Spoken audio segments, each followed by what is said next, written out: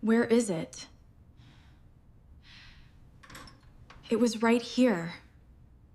Margaret Ellis spent 11 months saving for the dress she found in a small boutique outside Charleston. It wasn't the most expensive gown in the shop, but it was the one that made her stop breathing when she saw her reflection. She remembered standing in front of that mirror, tears in her eyes, thinking of every double shift she picked up just to afford it, every lunch she skipped, every sale rack she dug through so she could set aside a little more each month. She wrapped it in garment plastic, hung it in her fiancé's mother's guest closet for safekeeping, and trusted the one request that came with it. Don't touch it. Don't move it. Just let it wait there until the wedding. Diane Whitfield had insisted, practically begged, saying her own closet had better lighting and more space, and Margaret, wanting to keep the peace with her future mother-in-law, had agreed without a second thought, never imagining she'd have any reason to regret it. Looking back, Margaret would later admit there had been small warning signs long before that day, moments she brushed aside because she wanted so badly to believe Diane simply had a difficult personality rather than a controlling one. Diane had opinions about the guest list, opinions about the venue, opinions about which relatives should sit where, and Margaret had absorbed each one quietly, telling herself that marrying into a family meant learning to bend. Caleb often laughed it off, saying his mother just liked being involved, that she meant well even when her involvement felt like an invasion. Margaret wanted to believe him. She wanted her wedding to be a beginning, not a battlefield, so she kept smoothing things over long after she should have drawn a line. 3 weeks before the ceremony, Margaret drove to that closet to try the dress on one final time before alterations.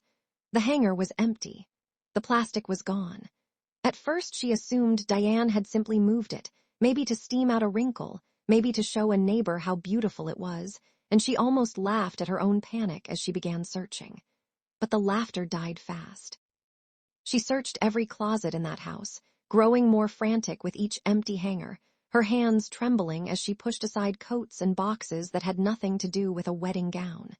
When she finally called the boutique, hopping for some explanation, hopping for anything that made sense, the woman on the phone said 4 words that made her knees give out.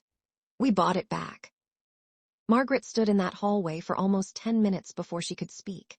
Her future mother-in-law had walked into the boutique 9 days earlier and sold the dress back for a fraction of what Margaret paid, using paperwork Margaret never signed and a signature that wasn't even close to her own.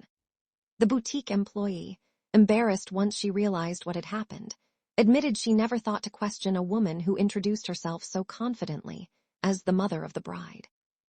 When Margaret finally reached her fiancé, hands shaking, voice barely holding together, his first instinct wasn't outrage.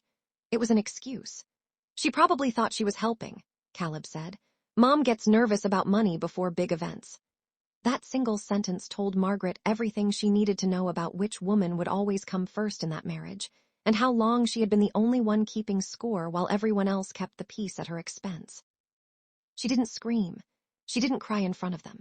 She simply drove home, sat in her car in the driveway for a long while, replaying every small compromise she'd made over the past year, and then went inside, opened her laptop, and began writing the words that would end the engagement for good. What Diane didn't know was that this wasn't the first time she had quietly interfered in her son's relationship, and it wouldn't be the last thing Margaret would uncover before the week was over. Margaret Ellis grew up in a small town outside Savannah, the kind of place where everyone knew your family by name, and your mistakes traveled faster than good news ever did. Her parents divorced when she was 9, and she spent most of her childhood watching her mother work 2 jobs just to keep their small house afloat. That upbringing taught Margaret 2 things that would shape her entire adult life. She learned to be fiercely independent, and she learned to crave the kind of stability her own home never had. By the time she reached her late 20s, she had built a steady career as a pediatric nurse, the kind of job that demanded patience and calm even on the hardest days, and she carried that same patience into every relationship she entered, sometimes to her own detriment. She met Caleb Whitfield at a mutual friend's barbecue in the spring, and what drew her to him wasn't charm or grand gestures.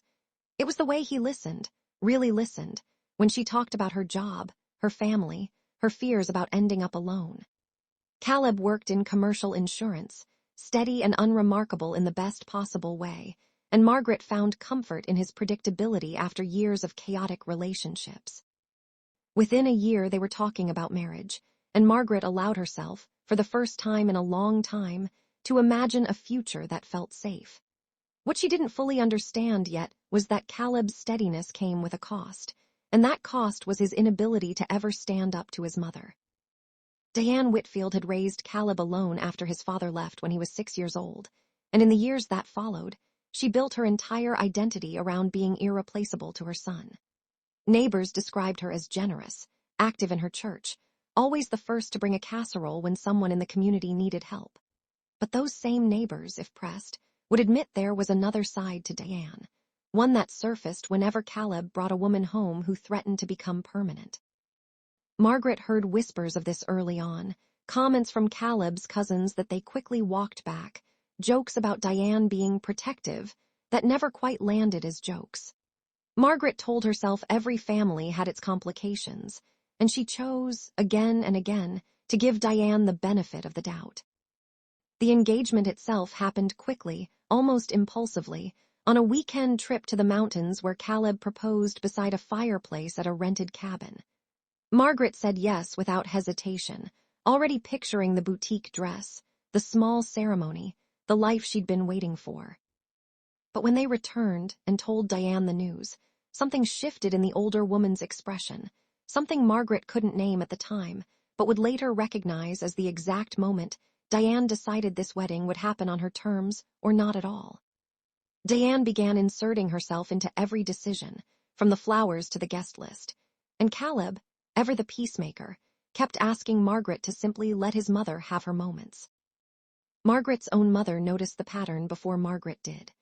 During a phone call 2 months before the wedding, she gently asked her daughter whether she'd noticed how often Diane referred to the wedding as our day, instead of Margaret and Caleb's.